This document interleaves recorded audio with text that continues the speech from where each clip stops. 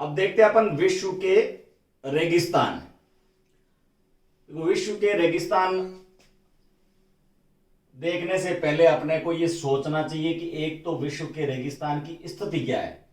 स्थिति का अर्थ यह होता है कि भूमध्य रेखा यानी पूरे नक्शे के बीचों बीच में एक तो रेखा गुजर रही है जिसको भूमध्य या विषुवत रेखा कह रहे हैं।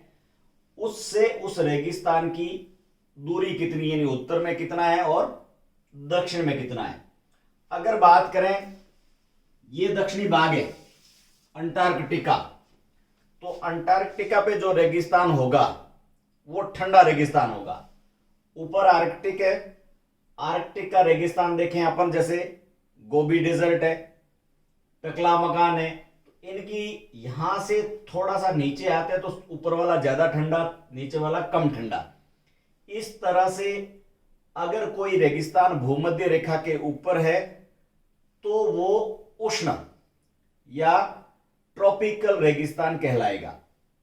इससे थोड़ा सा ऊपर है तो वो सब ट्रॉपिकल या शीतोष्ण यानी शीत और उष्ण का मिक्सचर। और दूर है तो एकदम ठंडे वाला रेगिस्तान यानी शीत वाला रेगिस्तान, चाहे इधर हो चाहे उत्तर में हो।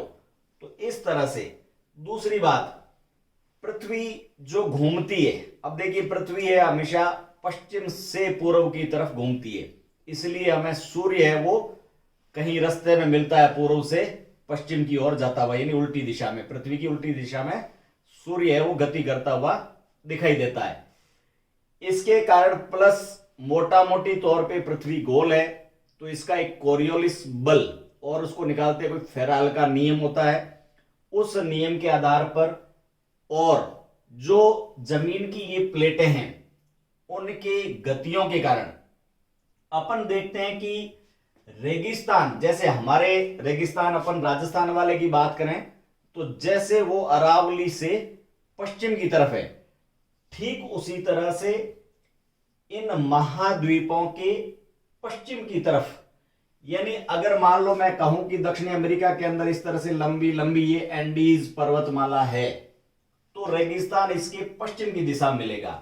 मैं कहूं कि ये अरावली की पर्वत श्रृंखला है तो भारत और पाकिस्तान का जो थार रेगिस्तान है वो पश्चिम की तरफ मिलेगा। मैं कहूं कि ऑस्ट्रेलिया की ग्रेट डिवाइडिंग रेंज है तो इसका रेगिस्तान इससे पश्चिम के अंदर मिलेगा।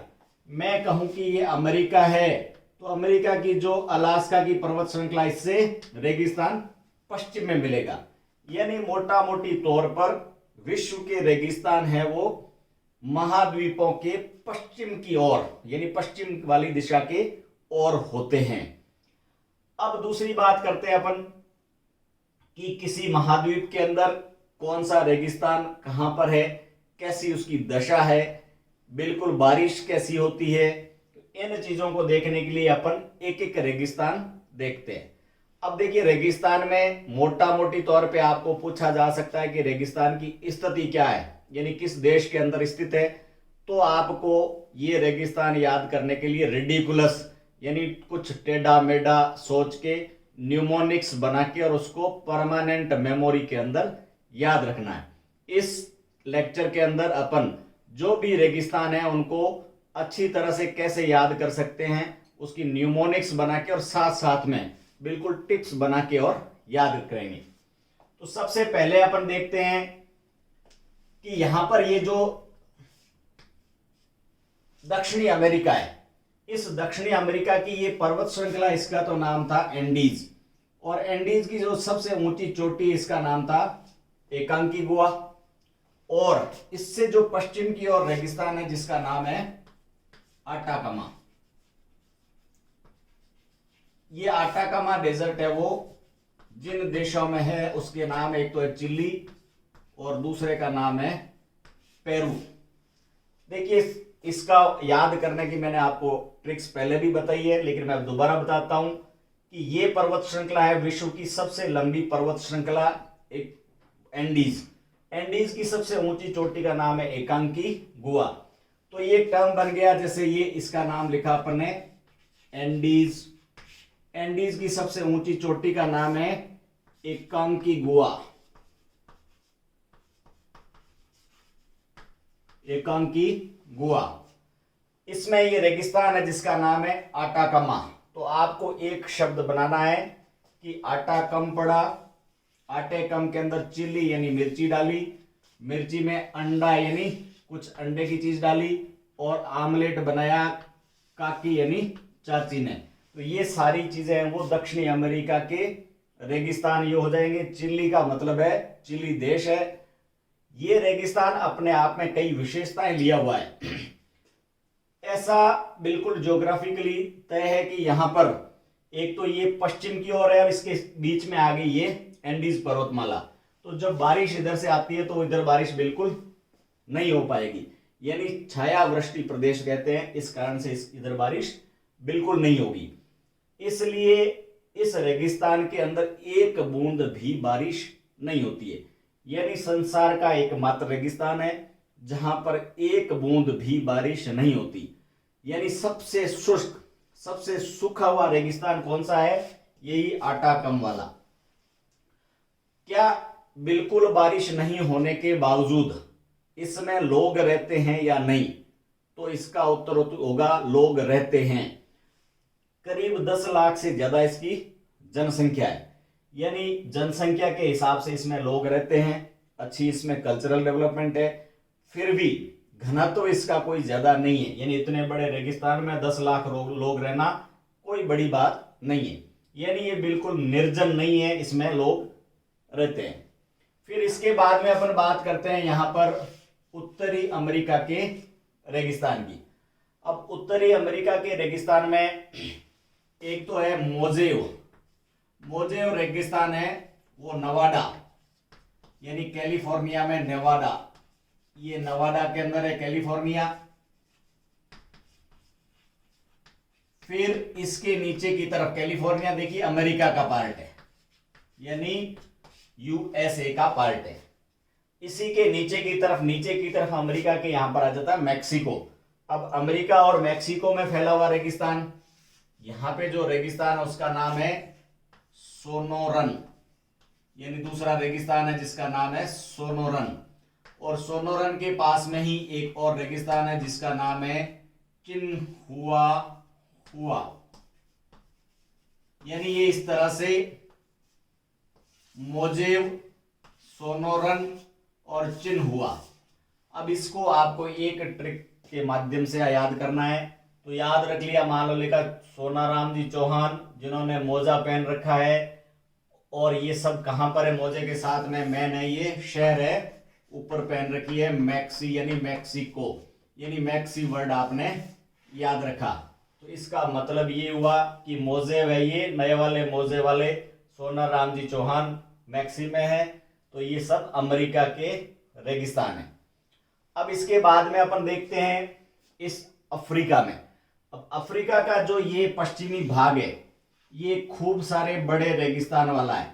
इसके अंदर जो बताए मैंने रेगिस्तान, एक तो ठंडे वालों में सबसे बड़ा रेगिस्तान तो है अंटार्कटिका का, यानी अगर कुल रेगिस्तान में बात करें ठंडे और गर्म सब मिला के तो सबसे बड़ा रेगिस्तान है अंटार्कटिका का। लेकिन अपन बात कर रहे हैं सिर्फ गर्म वाले, यानी बिल्कुल ग्रीष्म या इस तरह से उष्ण रेगिस्तान की। उष्ण रेगिस्तान में ये सबसे बड़ा है जिसका नाम है सहारा।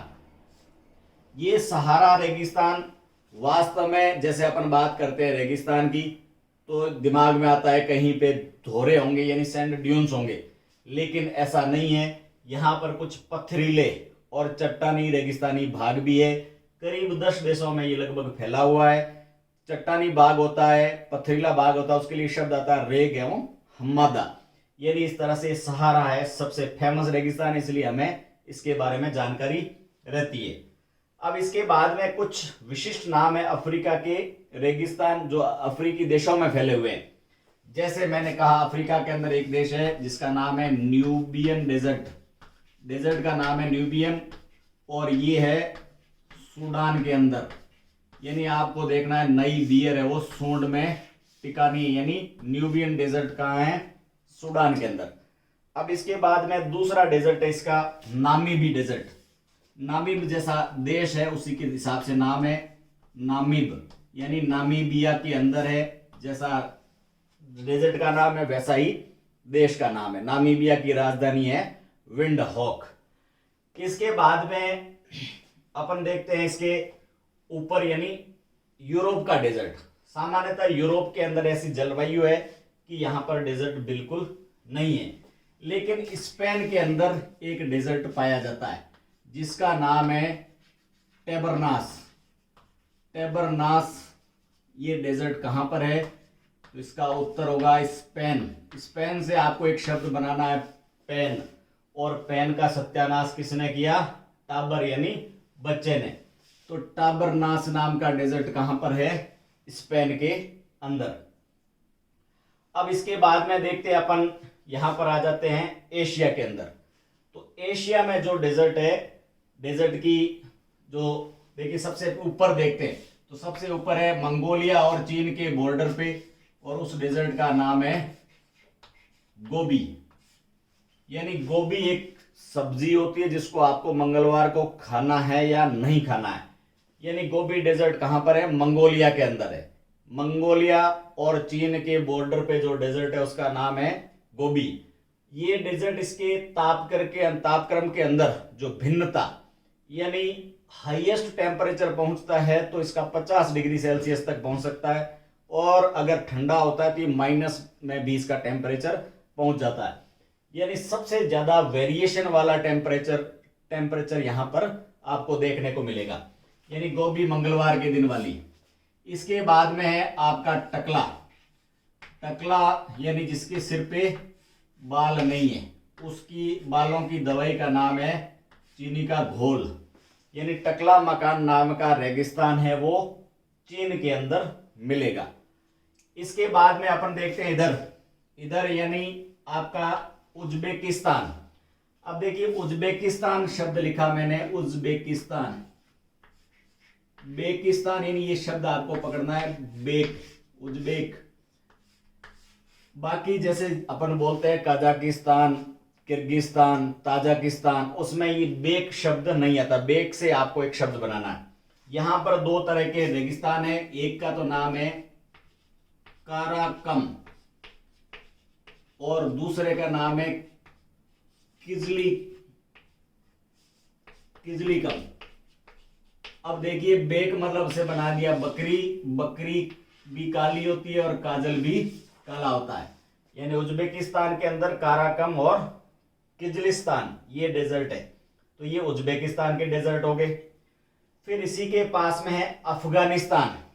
तो अफगानिस्तान के डेजर्ट है जैसे दस्त ए खास, दस्त बोलते हैं डेजर्ट कोई, दस्त ए खास और दस्त ए मोरगो। अब देखिए जो अफगानिस्तान है वहां पर डेजर्ट के नाम लिखे हैं मैंने। अफगानिस्तान एक समय में अपन जानते हैं कि अमेरिका का बहुत खास हुआ करता था, और बाद में इसका जूस निकाला, आम की तरह जो जूस निकाला वो भी अमेरिका नहीं निकाला। यानी जब अमेरिका और रूस के अंदर अफगानिस्तान फंसा हुआ था तो उस कंडीशन में एक जमाने में अमेरिका का खास होता था, और बाद में वो नाराजगी होगी तालिबान से और लादेन वाली घटना अपन जानते हैं। तो अफगानिस्तान के जो डेजर्ट है उनके नाम है दस्त ए खास और दस्त ए मोरगो। इसी तरह का एक रेगिस्तान है रेजिस्टन नाम का रेगिस्तान भी अफगानिस्तान के अंदर पाया जाता है। तो यहाँ पर 3 डेजर्ट हुए। एक तो है दस्त ए खास यानी अफगानिस्तान अमेरिका का खास होता था। फिर दस्त ए मोरगो से आपको शब्द रखना है मैंगो, आम की तरह जूस भी अमेरिका ने अफगानिस्तान का निकाला। फिर है रेजिस्टन नाम का रेगिस्तान भी अफगानिस्तान के अंदर पाया जाता है। इस तरह से 3 रेगिस्तान हो गए अफगानिस्तान के। इसके बाद में अपन देखते हैं ईरान का डेजर्ट। अब ईरान में भी देखिए यहां पर ये जो शब्द कुछ फारसी भाषा के। दस्त का मतलब जब भी डरते हुए दस्त लगती है या किसी शारीरिक खराबी के कारण दस्त लगती है, तो अमेरिका के डर से खास आदमी मैंगो की तरह जूस निकाला, ये तो अफगानिस्तान का हो गया। इसी तरह से ईरान से संबंधित है दस्त ए